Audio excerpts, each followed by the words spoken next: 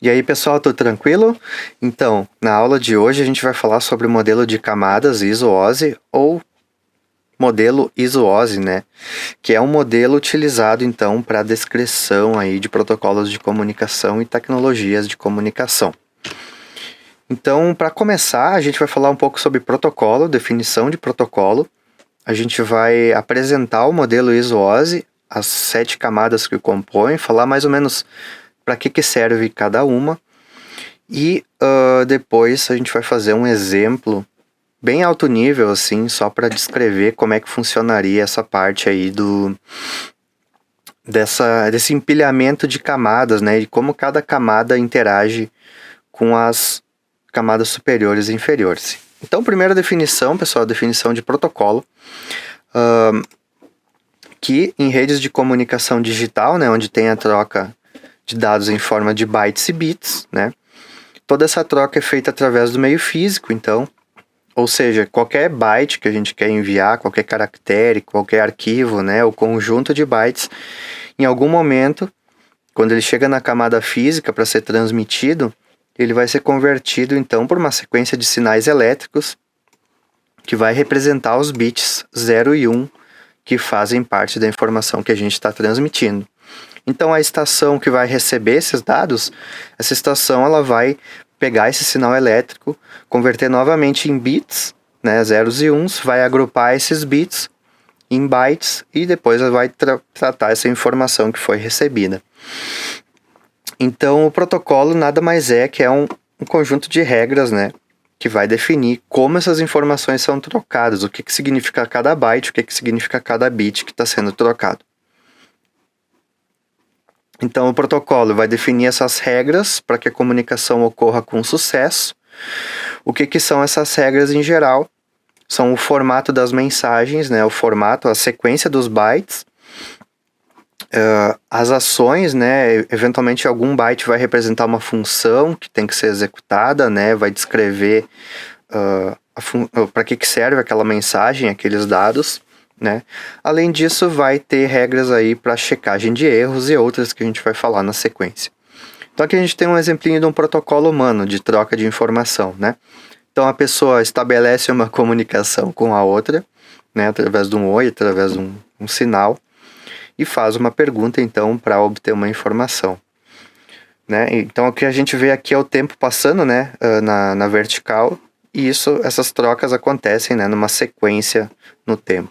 Da mesma forma, a maioria dos protocolos de computação, né, protocolos computacionais que vão servir para trocar bytes de informação também vão ter uma sequência de operações que vão ter que acontecer para que esses dados que a gente quer trocar sejam recebidos. Então, por exemplo, aqui numa conexão TCP, primeiro ocorre um estabelecimento entre o cliente e o servidor e depois o cliente faz requisições de dados, né, que o servidor responde. Então, o protocolo tem essa ideia, né? Estabelecer as regras pelas quais vão ocorrer as trocas de informação e os formatos. E aí, pessoal, dependendo da aplicação, cada protocolo vai atender a diferentes exigências. Um protocolo que a gente usa para acessar a internet, para que a gente acesse sites, por exemplo, vai ser muito diferente de um protocolo que a gente vai usar para ligar um Arduino no outro, para que eles troquem algum byte. Vai ser diferente de um protocolo que a gente vai usar para ligar um CLP no outro. Vai ser diferente de um protocolo que a gente vai usar para ligar um inversor de frequência num CLP. Ou um Arduino num CLP, ou um Arduino num banco de dados. Então, cada protocolo vai ter diferentes exigências e requisitos. E isso vai delimitar ali como cada camada vai funcionar, se vai ter determinadas camadas ou não, né? Então, quais são essas exigências? Detecção de erros é uma das mais importantes, ou seja, o dispositivo transmite os seus bytes, a sua informação, e o dispositivo que recebe ele é capaz de detectar se algum bit veio trocado, se algum byte faltou, né? Então, detecção de erros seria nesse sentido. A gente vai falar de alguns mecanismos desses no futuro, né? Quando falarmos de camada de enlace. Mecanismos de correção de erros, ou seja, o próprio receptor ele é capaz de corrigir um erro numa mensagem, detectar que houve um bit trocado, identificar ele e fazer a correção. Outra exigência pode ser o roteamento. Então, em redes que têm roteadores, que têm uma estrutura de várias sub-redes, o roteamento é importante para determinar caminhos, né, para as mensagens. Então, protocolos de automação, né, do nível 1 e 2 ali, que a gente mostrou na pirâmide da automação, eles não necessariamente demandam roteamento, né? Mas, enfim, para a internet, por exemplo, a gente precisa. Expansão e identificação das estações, isso aqui tem a ver com a quantidade de dispositivos, né, presentes na rede, e identificação com endereços, né? Então, geralmente a gente utiliza endereços para identificar os dispositivos. Algumas redes, alguns barramentos vão ter um número limitado, né? 32, 64 estações. Alguns vão ter um número bem grande que pode ser possível.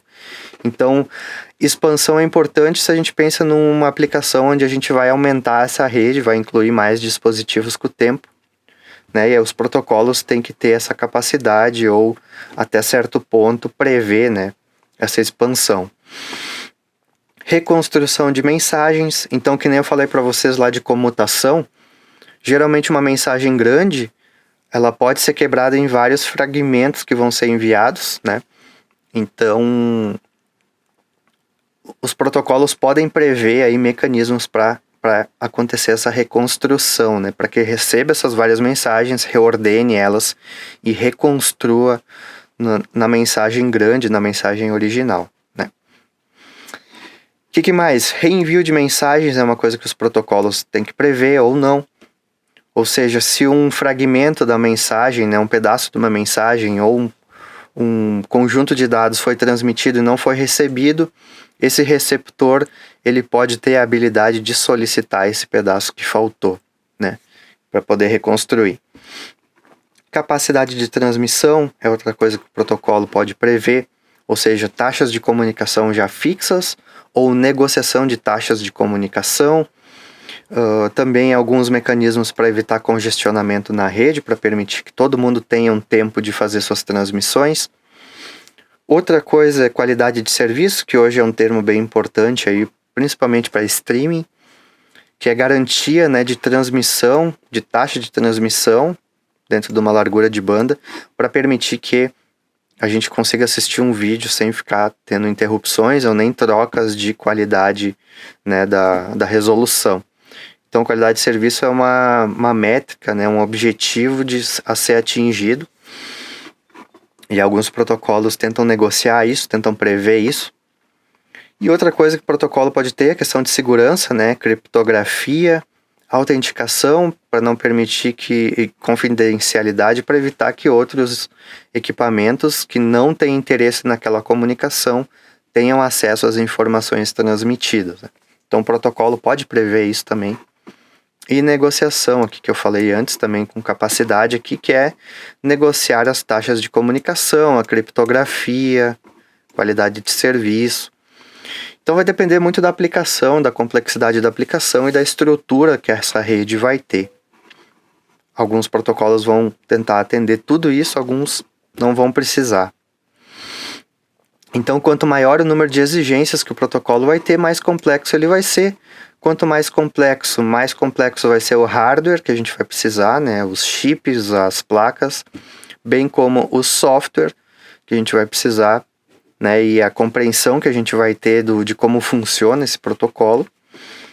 E para facilitar, né, todo o protocolo, quando ele vai ser descrito, ele vai ser dividido em camadas de conceitos, né? Cada camada vai ter sua funcionalidade, ter a sua serventia. Cada camada vai trocar dados com as camadas inferiores e superiores, então é uma pilha de camadas com funcionalidades diferentes. E esse modelo ISO-OSI, ele serve então como referência para a gente descrever os protocolos. Então, quando a gente estuda DeviceNet, Profibus, Foundation Field Bus, CAN, RS485, Modbus RTU, Modbus TCP, protocolo TCP/IP, todos esses protocolos, eles em geral são descritos usando esse modelo de referências do ISO-OSI, tá? Então, qual é que é a ideia dessas camadas? Né? Cada camada vai ter algumas funcionalidades, Cada camada, por exemplo, aqui a camada 2, tá? Ela vai ter uma interface com a camada 1 e 3, a gente chama de interface. E essa interface pode ser uma série de funções, de primitivas, de comandos, né? E de trocas de dados padronizadas entre cada camada. A gente chama de interface, então, esse meio entre cada camada. E o que vai acontecer, né? O host 1, por exemplo, ao transmitir uma informação aqui, essa informação vai passando por cada camada, né? Vai passando pelas interfaces, vai recebendo, vai agregando novas informações, vai para o meio físico e vai para o host que está recebendo essa informação. E o que vai acontecer? Vocês estão vendo aqui no meio, né? Que cada camada tem um protocolo, na verdade. Cada camada vai ter algum conjunto de regras e essas camadas vão conseguir conversar entre elas, entre esses dois dispositivos, né? Claro, a informação ela desce, vai para o meio físico e vai sendo recebida e desconstruída em cada camada aqui, até chegar no host 2, beleza? Então essa é a ideia da hierarquia, né? Essa pilha que vai ter entre cada protocolo em cada dispositivo. Que mais? Então, a interface, né, como eu falei, vai definir quais operações e serviços cada camada vai oferecer à camada inferior e superior. E essas interfaces vão permitir o uso de diferentes tecnologias. O que quer dizer isso, pessoal? Que em alguns protocolos, as camadas superiores elas podem ser iguais, mas a gente pode simplesmente trocar a tecnologia inferior. Como assim?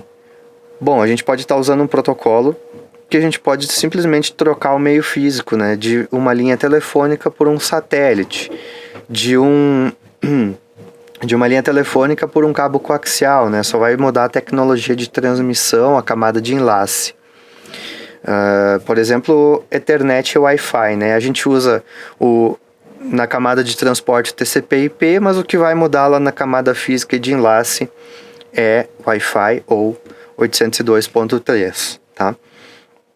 Então, isso facilita também a substituição de tecnologias e a arquitetura de rede, então, é o conjunto que vai definir uma rede, uma tecnologia. E sempre que a gente vai olhar um protocolo, pessoal, todas as especificações, todo o manual desse protocolo, ele vai ter que explicar para o desenvolvedor, né, vai ter que dar informação suficiente para que o cara consiga desenvolver o software e o hardware de cada camada. Por isso que a gente pode ter daí vários fabricantes vendendo um mesmo produto, né, uma mesma interface de rede Ethernet, uma mesma interface de rede 802.11, né, que seria o Wi-Fi, porque elas vão ser compatíveis porque elas usam, né, foram construídas com base na mesma especificação. Então, pilha de protocolos, né, como a gente falou, também é um outro conceito que acontece, onde cada camada vai usar protocolos diferentes, especificações diferentes para embutir informações e permitir as suas funcionalidades. Então, por exemplo, aqui, né, a gente pode ver uma pilha de protocolos. A gente tem um guru aqui dizendo que ele gosta de coelhos. Essa é a mensagem que ele quer transmitir. Essa mensagem pode ir para uma segunda camada inferior aqui, onde essa informação é traduzida, tá, para uma outra linguagem, por exemplo, aqui um holandês. Então, temos a informação traduzida e mais uma informação aqui dizendo qual é a linguagem, qual é o idioma, né? E depois vai para um número de fax aqui, vai para a camada de transmissão, onde essa mensagem que está agora em holandês, ela vai ser enviada para o número de fax, para o destinatário, né? Então vai ser estabelecida uma conexão aqui e mandado esse fax, por exemplo.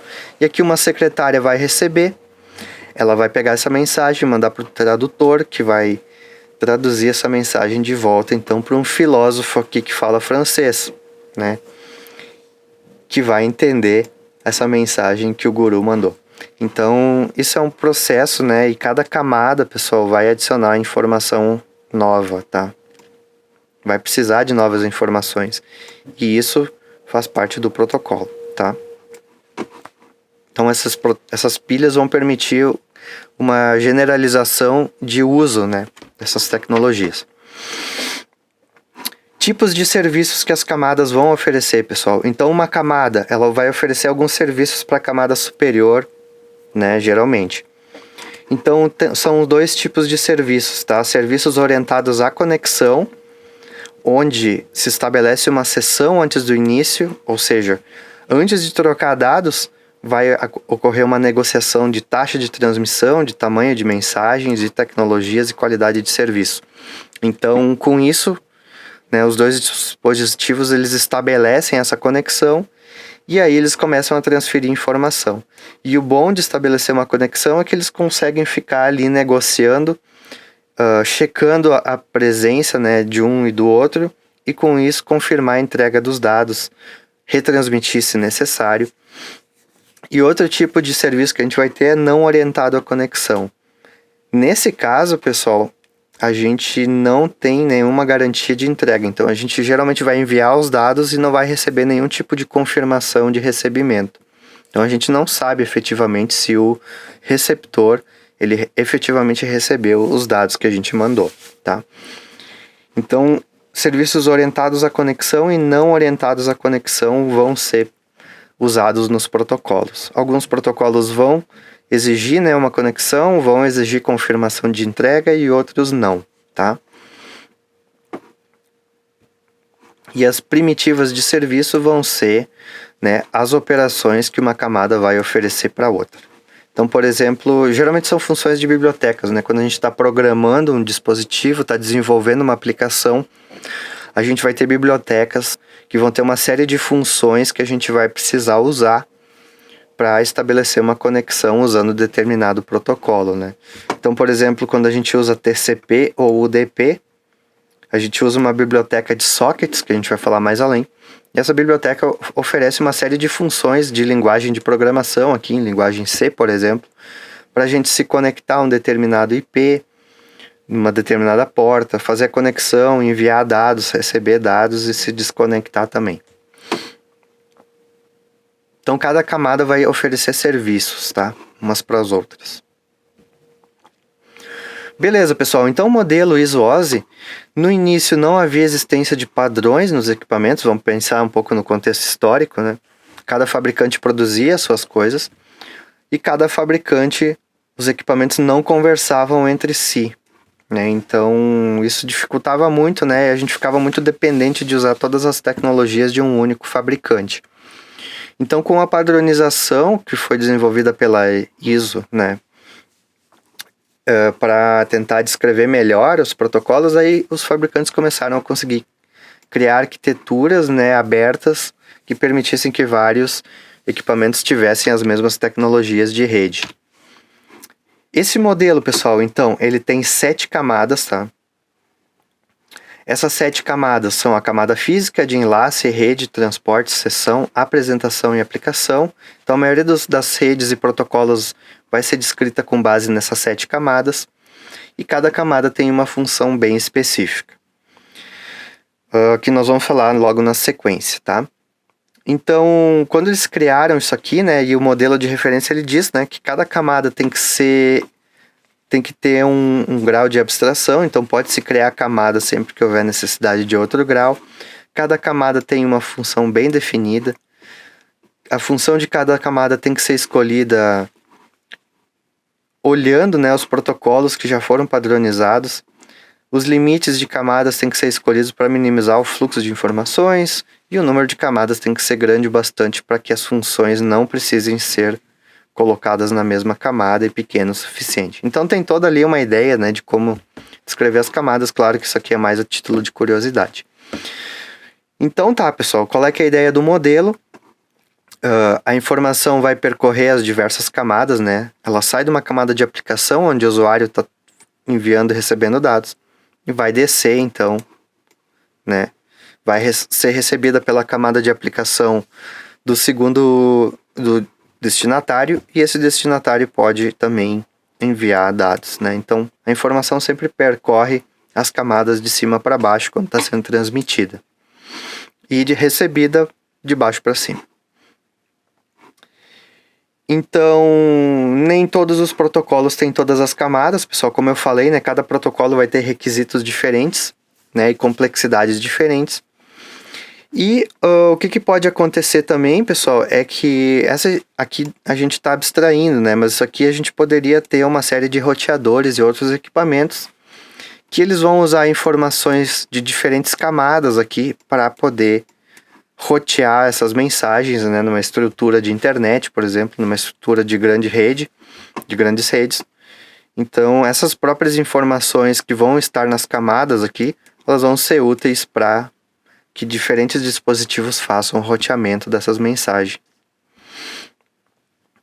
Que é o exemplo do roteador que eu botei aqui, né? Ele vai usar a informação de camada de rede, que é o endereço IP, geralmente de alguns protocolos, para direcionar os pacotes. E o gateway, ele vai usar a informação de camada física e de camada de enlace para traduzir de um protocolo para o outro os dados, tá? Então vamos começar a falar um pouquinho de cada camada aqui. Então a camada física, pessoal, que é a que está lá embaixo e que está fazendo a conexão, né, entre dois equipamentos. Ela vai ser responsável pela transmissão dos bits através de um canal de comunicação. O canal pode ser um cabo, uma fibra, né, um par trançado, pode ser o ar, né?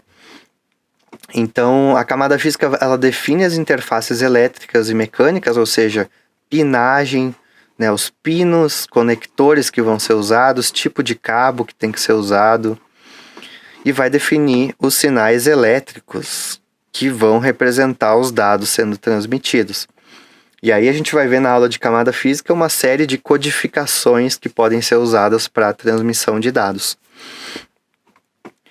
Então, basicamente, a ideia aqui é definir os sinais elétricos. Como os bits que a gente quer transmitir, zeros e uns, eles vão ser codificados no meio físico, né? Então, o que a gente vai ter aqui de equipamentos na camada física vai ser os cabos, conectores, as interfaces, as placas de rede, né? O hardware mesmo. Repetidores, transceivers, né? Os transceivers a gente vai falar bastante em 485, em 232 e no CAN, que são uns circuitos integrados capazes de converter um nível de tensão em outro, né? Então ele consegue converter sinais elétricos aí para a gente poder codificar bits. Já a camada de enlace, pessoal, a camada de enlace ela vai ser responsável então por, vamos pensar do ponto de vista do receptor, né? Por receber esse monte de bits que está chegando do canal e reconstruir isso em vários bytes, né, num quadro, digamos assim, que tem as informações que foram recebidas. Então, tudo que a gente quer transmitir é transformado na camada de enlace em quadros que vão ser enviados por meio físico e recebidos. E a camada de enlace, então, ela vai ter a função de detectar e corrigir erros de transmissão, ou seja, pegar toda essa informação que foi recebida e detectar se houve erro de transmissão, se tem algum bit errado, e verificar então a integridade dos dados, né? Então ela tem ali uma série de funcionalidades para gerar alguns códigos de detecção de erros. Outra coisa que a camada de enlace vai ser responsável é por controlar o tráfego. Então, primeiro, evitar que um dispositivo envie mais informação do que o outro seja capaz de receber. Geralmente pode ser um dispositivo, ele tem mais memória, mais buffer, né, para receber e enviar bytes. Então, em alguns protocolos vai ter um controle de tráfego ali para garantir que um dispositivo receptor consiga dar conta de tudo que ele está recebendo. Então, isso é outra função da camada de enlace, controlar o tráfego, né? E garantir, então, o envio sequencial desses quadros, né? Quadros aqui é o quadro da camada de enlace, né? Sempre na camada de enlace a gente está falando de quadros. E outra função que a camada de enlace vai ter é controlar o acesso ao meio físico, tá? Por quê? Lembre-se lá do barramento, né? Que a gente falou dos barramentos, onde a gente tem uma série de dispositivos ligados no mesmo fio, né? No mesmo cabo, no mesmo meio físico. A gente precisa ter algum tipo de mecanismo ali para garantir que se evitem colisões, ou que essas colisões possam ser detectadas. Então, geralmente na camada de enlace dos protocolos, a gente vai estabelecer regras para definir quem vai se comunicar com quem, em qual momento, como é que vai ser a divisão do meio físico para que todo mundo possa se comunicar, para evitar a colisão de pacotes, que colisão é perda de dados e é ineficiência da rede. Então a camada de enlace vai ter essas 3 funções principais, tá? Que é controlar o tráfego, controlar o acesso ao meio e detectar e corrigir erros em geral, tá? Então a maioria dos protocolos de automação vai ter pelo menos a camada física e a camada de enlace. Quais dispositivos a gente tem na camada de enlace, pessoal? O switch, tá? O switch, por exemplo, nos protocolos de Ethernet, né, 802.3, ele conhece todos os dispositivos que estão nas portas, né, através dos endereços MAC desses dispositivos. A gente também tem na camada de enlace a placa de rede, né, que também vai ser responsável então por fazer essa codificação dos dados e enviar na camada física. Então a gente chama de quadro, tá? Ou frame, ou DLPDU, né, Data Link Protocol Data Unit, a informação na camada de enlace, tá? Que é um conjunto de dados. Então, por exemplo, aqui a gente tem nessa figura o quadro 802.3, que é o quadro que a gente utiliza para Ethernet, né, para Ethernet cabeada, que quando a gente liga o nosso PC num switch, por exemplo. Então ele tem um quadro bem definido, que tem um preâmbulo, 6 bytes de destinatário, 6 bytes de origem, né, que é o endereço MAC, o comprimento desse quadro, 2 bytes, uns identificadores aqui de erros e os dados, ó, de 46 a 1500 bytes de dados, tá? Então esse aqui seria um quadro 802.3. E aí, pessoal, quando a gente for ver o Modbus, quando a gente olha o CAN, todos eles têm uma lógica muito parecida, assim, né? Onde a gente tem a estrutura desse quadro, né, com algum tipo de inicializador, algum tipo de identificador de destinatário da mensagem, de origem, né, endereços, algumas informações de tamanho da mensagem, de controle, de tipo de dado, tipo de quadro, né, e uma checagem de erros. Então tudo isso na camada de enlace, né, por isso a gente vai estudar ela um pouco mais a fundo também. Acima disso, pessoal, quando a gente tem protocolos, por exemplo, TCP/IP, né, e protocolos de internet, a gente vai ter a camada de rede. Não necessariamente ela existe em todos os protocolos, mas ela tem serviços e funcionalidades para envio e origem de dados, tá? Para que esse pacote de dados seja levado de uma origem até um destino. O que quer dizer isso? Que a gente pode ter uma série de redes, né, de sub-redes ligadas através de uma série de roteadores, e a gente precisa saber rotear, né, conseguir fazer com que esses roteadores saibam o caminho, né, que esse pacote vai ter que ser passado para chegar no destinatário. Então a camada de rede, quando a gente olha do ponto de vista do roteamento, né, evitar rotas congestionadas, garantir qualidade de serviço e atraso mínimo de pacotes, e receber informações da camada de enlace sobre erros de transmissão para conseguir checar a qualidade das informações. Então, basicamente, a camada de rede ela tem meios para que o pacote seja levado da origem ao destino. No exemplo aqui da Ethernet, vai ser os endereços IP, e controlar esses caminhos para que esses pacotes cheguem no destinatário. Então, na camada de rede, a gente fala de pacote, pessoal. Na camada de enlace, a gente fala de quadro, né? Na camada de rede a gente está falando de pacote, porque vai ter mais informações que vão ser agregadas, né? Então, endereço IP, por exemplo, né, é uma informação que é incluída, né, num pacote de rede, e a gente vai ter os roteadores trabalhando na camada de rede, então. E acima disso a gente tem a camada de transporte. Ela é uma camada que vai ser usada em alguns protocolos, por exemplo, no TCP/IP, no UDP, para estabelecer uma conexão confiável entre dois dispositivos. O que é uma conexão confiável? Antes de começar a enviar dados, né, pensem de um cliente para um servidor na internet, estabelecer uma conexão para ver se eles estão disponíveis, se eles têm recursos para trocar dados, e estabelecer então uma conexão antes de começar a enviar dados. Uma vez estabelecida uma conexão, esses dois dispositivos estão prontos para enviar e receber os dados, né, da aplicação. A camada de transporte, pessoal, ela também vai ser responsável por fragmentar os dados, ou seja, uma mensagem muito grande ela pode ser quebrada em fragmentos, que a gente vai chamar aqui de datagramas ou segmentos. Datagrama e segmento são dois termos que a gente usa na camada de transporte, tá? Então essa mensagem que é fragmentada nesses datagramas, ela vai ser enviada, né, esses vários datagramas que compõem essa mensagem. E então o destinatário vai receber esses fragmentos e fazer a remontagem, né, para receber essa informação completa. Então essa camada ela tem uma série de mecanismos para ser responsável por isso. E aí, óbvio, né, pessoal, quem usa os serviços da camada de transporte não vai ter que se preocupar com garantia a entrega, com garantia a conexão, né, com ter que ficar se preocupando com isso, porque a camada de transporte vai estar gerenciando por conta essas operações aí, tá? Outra coisa que a gente vai ter na camada de transporte, pessoal, por exemplo, quando a gente está usando TCP/IP, são as portas de comunicação. Então, cada aplicação, cada software, ou cada servidor e cliente vai usar diferentes portas para acessar diferentes aplicações e trocas de dados.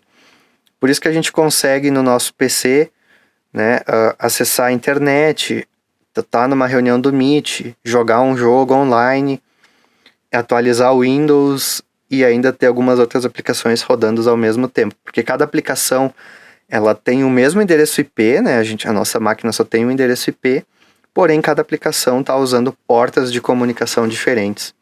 E aí quando esses dados chegam, né, esses datagramas chegam no receptor, esse receptor olha a porta e consegue direcionar esses dados para cada aplicação que está se comunicando. Então a camada de transporte ela é muito importante assim, nesse sentido de estabelecer uma conexão, fragmentar dados e permitir que várias aplicações, né, numa máquina, num dispositivo, consigam usar a mesma interface de rede, né? Por isso que a gente só tem uma placa de rede. Imagina, se a gente precisasse para cada programa que a gente quer usar, né, ter uma interface diferente, a gente ia ter um monte de portas, né, no nosso PC. Então, por isso que a gente tem a camada de transporte. Acima disso, pessoal, tem essas camadas que eu não vou entrar muito a fundo, que é a camada de sessão. A gente não usa ela muito em aplicações de automação, que ela é responsável por manter uma sessão de comunicação, né? Então, caso caia uma conexão, ela reestabelece, ela tem uma autonomia ali de garantir isso.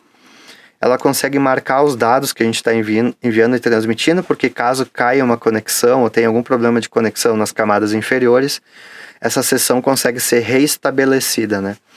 Então, aqui a gente consegue controlar a sincronização das comunicações na nossa aplicação.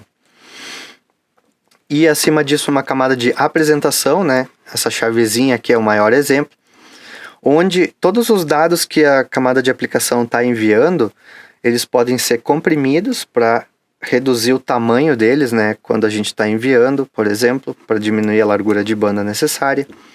Criptografia e segurança, né? Então os dados eles podem ser criptografados, codificados com algumas chaves, para que outros dispositivos que interceptem os dados das camadas inferiores não consigam descobrir o que está sendo enviado. Então, o maior exemplo aqui é o SSL, que são chaves de criptografia que a gente está usando hoje com HTTPS, né, para poder ter segurança no acesso às páginas de internet. Então, quem faz isso é a camada de apresentação. Então, ela tem uma série de funcionalidades para isso, não vamos entrar muito em detalhe nela. E por fim a camada de aplicação, pessoal, que é uma camada bem importante na automação, que é onde a gente vai ter os protocolos, geralmente, que usam, né, camadas inferiores para fazer transmissão de dados. Então, pensando do ponto de vista de um usuário de PC, geralmente aqui nesses protocolos a gente vai ter envio de e-mails, HTTP para acessar a internet, FTP para acessar a transferência de arquivos, né, BitTorrent para acessar torrent, servidores de jogos. Todos eles estão a nível de camada de aplicação, que é onde a gente está usando efetivamente, né, as comunicações para fazer com alguma finalidade. Também em camada de aplicação aqui, pessoal, a gente vai ter bibliotecas que a gente vai usar quando a gente está desenvolvendo uma aplicação, desenvolvendo um programa, que elas vão prover, então, uma série de serviços, né, uma série de funções para que a gente possa abrir, por exemplo, uma porta, né, numa aplicação, numa porta TCP e se comunicar, enviar e receber dados. E nas aplicações de automação, pessoal, a gente sempre vai ter a camada de aplicação, porque geralmente a gente vai estar com um CLP, né, usando um CLP para fazer uma comunicação com o inversor, e nesse CLP a gente vai ter uma série de funções e blocos, por exemplo, aqui no CLP da Siemens, né? Um bloco que a gente vai poder usar para endereçar um destinatário e enviar um bloco de dados para ele receber, tá? Então, camada de aplicação é onde efetivamente a gente vai enviar dados, tá? A gente vai ter as nossas funções, a gente vai ter o nosso programa que a gente desenvolveu usando, né, os recursos do protocolo que a gente está usando. Então, pessoal, as camadas, né, elas vão fazer uma montagem e desmontagem de pacotes, como eu falei para vocês, ó. Na camada de transporte a gente tem segmentos, na camada de rede a gente tem pacotes, na camada de enlace a gente tem frames, né? Então a gente está descendo aqui. Então num segmento a gente pode ter porta de origem e destino, dados que a gente quer enviar, endereços. Aqui no pacote a gente vai ter endereço IP de origem, de destino, protocolo que a gente está usando e os dados aqui, né, estão colocados dentro, né? Então vocês estão vendo que a gente está colocando mais um cabeçalho aqui, né? E depois esses dados do pacote eles vêm aqui para dentro de um frame na camada de enlace que adiciona mais um cabeçalho, né, a esse pacote, mais uma checagem de erros aqui, e depois isso aqui vai para a camada física onde vira um sinal elétrico sendo transmitido, tá? Então esses cabeçalhos, pessoal, eles servem justamente para que essas camadas consigam botar informações que quando essa informação chegar no receptor, o receptor saiba o que fazer com essa informação ou como traduzir. Então, a gente vai chamar de headers, os cabeçalhos, e trailers, pessoal, o final, né? Se a gente adicionar alguma coisa ao final da mensagem, a gente chama de trailer. E header no começo da mensagem. Então, isso aqui é um header, isso aqui é um trailer, tá? Beleza, pessoal. Então, só para fazer um exemplo aqui, bem rápido, né? Já falamos das camadas. Cada camada, né? Por exemplo, aqui a camada de aplicação, ela vai ter os seus dados, ela vai mandar para a camada de apresentação, que vai incluir mais um cabeçalho. A camada de sessão inclui o seu cabeçalho, a camada de transporte inclui o seu, né? A camada de rede inclui mais o seu, a camada de enlace mais o seu, e a camada física às vezes inclui também. Então, cada camada vai incluir um cabeçalho ao transmitir dados, e ao receber, esse dispositivo, ele vai tirando essas camadas aqui, né? Cada camada vai olhar o que interessa para ela e vai mandar para a camada de cima aqui as informações até chegar na camada de aplicação. Então aqui a gente tem, ó, layers, os dados são a informação que a gente quer enviar, e a gente vai chamar de overhead, pessoal, todas essas informação adicional que tem que ser colocada ao ser transmitido. Então quando a gente fala de overhead, a gente está falando de informação extra que tem que ser enviada por causa do protocolo. E aí cada protocolo vai ter um overhead diferente, tá? Então aqui informação extra, tá? Que as camadas adicionam. Beleza? Então aqui também tem um outro exemplo, né? Um protocolo de camada 5, aí na camada 4 vai ser incluído mais um cabeçalho, na camada 3 ele pode ser incluído mais um cabeçalho e fragmentado, ó, vocês estão vendo que a mensagem foi fragmentada em 2 pedaços aqui, né, esse aqui e esse aqui, e depois vai para uma camada de enlace, né, onde é enviado para cá e aí é remontada essa informação até a mensagem original. Mas essa é a ideia dos protocolos, sempre vai acontecer isso, tá? Então, para dar um exemplinho aqui bem rápido, pessoal, quando a gente quer mandar uma mensagem, né, o William escreveu uma mensagem a ser enviada para o seu amigo Manuel. Ele quer mandar essa mensagem de alguma maneira. Então ele vai escrever essa mensagem, né, vamos pensar no caso do e-mail aqui, e vai colocar lá esses dados da mensagem a ser enviado. Isso é a camada de aplicação. Aí na camada de sessão, né, essa mensagem ela é grande, ela tem um arquivo importante, ela pode usar algum tipo de serviço de camada de apresentação para compactar essa mensagem e criptografar ela, codificar ela de forma que só o destinatário receba. Então olha só, essa mensagem original aqui, que foi a mensagem escrita, né, ela foi compactada e criptografada nessa mensagem aqui, ó. Então pode ver que já não dá para entender mais o que é essa informação original. Então isso quem faz é a camada de apresentação. Em seguida, pessoal, essa informação já codificada, né, ela vai ser enviada. Então vocês podem ver que os dados da mensagem, que agora está em verde aqui, é incluído um cabeçalho de apresentação, que vai ter algumas informações sobre o tipo de criptografia, alguma informação de chave, talvez que seja necessária. E depois isso vai para a camada de sessão. Na sessão aqui, essa aplicação vai tentar estabelecer uma conexão e garantir uma conexão entre origem e destino, né? Definir essas regras de envio. Vai colocar nos dados mais o cabeçalho de sessão. Depois, na camada de transporte aqui, vai ser quebrado em uma série de fragmentos essa mensagem, porque ela é muito grande, né? E aí o que vai acontecer? A gente vai colocar um cabeçalho que vai geralmente ter pelo menos a numeração de cada pacote aqui, né? Para informar no receptor, né, o número, né, a ordem, a sequência desses pacotes, né? E depois essa série de pacotinhos aqui vai para a camada de rede, onde eles vão receber um endereço IP, né, que é o endereço do destinatário numa rede grande, né? Então, por exemplo, a origem podia estar aqui, o destino poderia estar nessa outra subrede. Aqui a gente vai ter os endereços IP, geralmente, aqui para conseguir que esses roteadores saibam para onde mandar essa mensagem, né? Então, esses fragmentos vão para lá, né? Então, é incluído um cabeçalho de rede em cada fragmento aqui para que ele saiba, né, o endereço de destino desse fragmento. Depois, na camada de enlace, pessoal, esses fragmentos eles vão ser codificados, então, de acordo com o meio físico que vai ser usado. Então, vai ser incluído um checksum, um código de erros, mais um identificador aqui do cabeçalho de enlace para inicializar o quadro. Às vezes, aqui no final é colocado mais uns bytes para detectar erros, né, tipo usando um algoritmo de CRC. E isso aqui, então, transmitido pelo meio físico, tá? Para a próxima interface, que vai receber isso, vai ir transmitindo para as próximas interfaces elétricas que vão ir até chegar no destinatário, tá? E no meio do caminho, né, cada dispositivo, os roteadores, eles vão olhar o cabeçalho de rede, os switches vão olhar o cabeçalho da camada de enlace, né, os gateways vão poder usar enlace e às vezes rede para traduzir de um protocolo para outro, tá? Então tudo isso vai acontecer no meio do caminho, beleza? Então era mais ou menos isso. E olhando agora só para fechar do ponto de vista da automação, pessoal, em geral a gente não utiliza 7 camadas em aplicações de automação.